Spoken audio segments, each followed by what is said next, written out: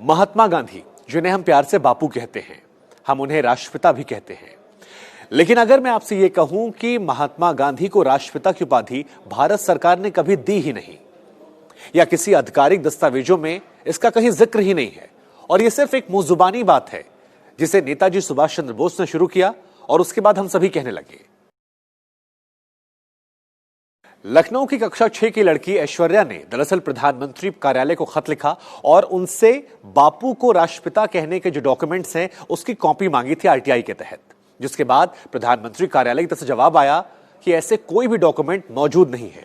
इससे पहले अभिषेक नाम के एक बंदे ने भी आरटीआई डाली थी और उसने भी यही सवाल पूछा था कि कोई आधिकारिक दस्तावेज जिससे यह साबित हो सके कि हमारे देश में बापू को राष्ट्रपिता की ऑफिशियल टैग दिया गया है, लेकिन ऐसा कोई भी डॉक्यूमेंट नहीं निकला और ना ही बापू को भारत रत्न से के सम्मान से नवाजा गया है। तो ये दोनों बहुत महत्वपूर्ण बात है। हिंदुस्तान का सर्वोच्च नागरिक सम्मान भारत रत्न, यह पुरस्कार उसे मिलता है जिसके नाम को प्रधानमंत्री तय करते हैं। लेकिन बड़ी बात यह है कि आजाद भारत में 2 ऐसे प्रधानमंत्री हुए जिन्हें उनके कार्यकाल में ही भारत रत्न मिला। साल 1955 में पंडित नेहरू और 1971 में इंदिरा गांधी। इन पर आरोप लगते हैं कि इन्होंने खुद के नाम तय कर लिए। हालांकि इनके चाहने वालों कहना है कि इन दोनों केस में राष्ट्रपति ने इनके नाम का अनाउंसमेंट किया, जबकि नियम ये कहते हैं कि पहले प्रधानमंत्री तय करते हैं, उसके बाद राष्ट्रपति। लेकिन मजेदार बात तो यह है कि साल 1955 में डॉक्टर राजेंद्र प्रसाद ने पंडित नेहरू को भारत रत्न दिया, उन्हें उल्टा 1962 में मिल गया। 71 में वीवी गिरी ने इंदिरा गांधी को दिया तो 1975 में उन्हें भी रिटर्न गिफ्ट मिला। हालांकि एक ऐसा भी किस्सा आता है कि अटल बिहारी वाजपेयी से कहा गया कि आप भी अनाउंसमेंट कर दीजिए, उन्होंने कहा मैं ऐसा काम नहीं कर सकता हूं। एक और बड़ी बात है, राजीव गांधी को सरदार वल्लभ भाई पटेल से पहले भारत रत्न मिल गया था, वहीं सुभाष चंद्र बोस को आज तक नहीं मिला, चंद्रशेखर आजाद को नहीं मिला, भगत सिंह को नहीं मिला। आज अपराध कितने हो रहे हैं? सवाल बड़ा है कि देश कहाँ जा रहा है। वंदे मातरम बोलने से परहेज क्यों है आपके सांसद? देश कहाँ जा रहा है? जिंदा जला दिया गया।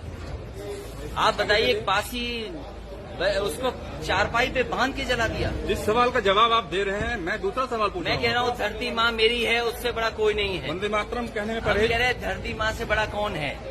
अगर धरती माँ से बड़ा कुछ हो तो बताओ। आजम खान साहब, क्या दिक्कत है? क्योंकि आप अरे अच्छे धरती माँ से बड़ा। अभी जो पिछले 10 मिनट से चल रहा है ना, वो मेरा खेत जोतने का काम चल रहा है। अब बराबर आपके दिमाग में जगह हो गई है, अब मैं एक एक करके बीज डालूंगा।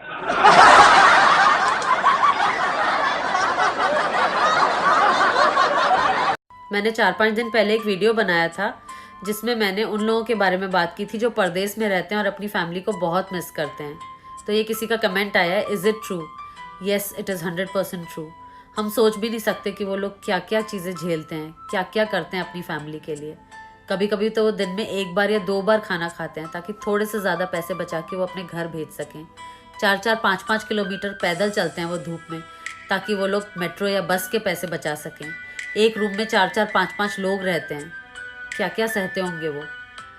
आपको पता है, जब उन्हें सैलरी मिलती है तो भागे भागे एक्सचेंज जाते हैं कि वो पैसे जल्दी से डिपॉजिट करें ताकि उनकी फैमिली को मिले और उनकी फैमिली खुश हो जाए। वो उनको नहीं बताते कि वो यहाँ किस दौर से गुजर रहे हैं। वो उनके साथ ये सब शेयर नहीं करते कि वो यहाँ कितने अकेले हैं। वो सिर्फ उन्हें हंस के ये पूछते हैं कि अब तुम ठीक हो, अब तुम्हें पैसे मिल गए, अब सब ठीक है घर में, सारी प्रॉब्लम सॉल्व हो गई घर की। जिन्हें चाहूं, जिन्हें पूजूं, उन्हें देखूं, उन्हें छू लूं, जरा बातें तो कर लूं, जरा बाहों में भर लूं। सूट पहन कर चाली के करवावेगी, हो गोरिये गोरी चल जावेगी। हुआ क्या भैया? लगता है भैया प्रेग्नेंट है।